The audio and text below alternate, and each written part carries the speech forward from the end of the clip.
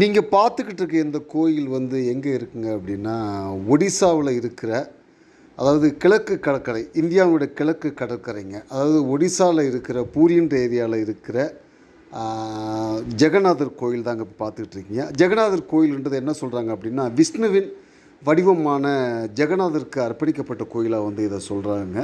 எவ்வளவு அற்புதமாக இருக்குது பாருங்கள் இந்த கோயில். என் நண்பர் ஒருத்தர் தாங்க இந்த கோயிலுக்கு போனவங்க வந்து எனக்கு அனுப்பி வச்சுருந்தாங்க வாட்ஸ்அப்பில்.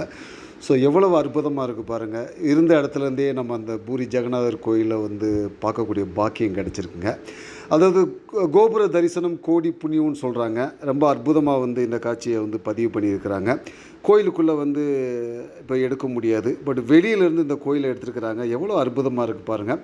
இந்த கொடி வந்து தினந்தோறும் வந்து மாற்றுவாங்களாங்க. அது ஒரு விழா மாதிரி நடத்துவாங்களாம். இது பெரிய வரலாற்று மிக்க கோயிலுங்க.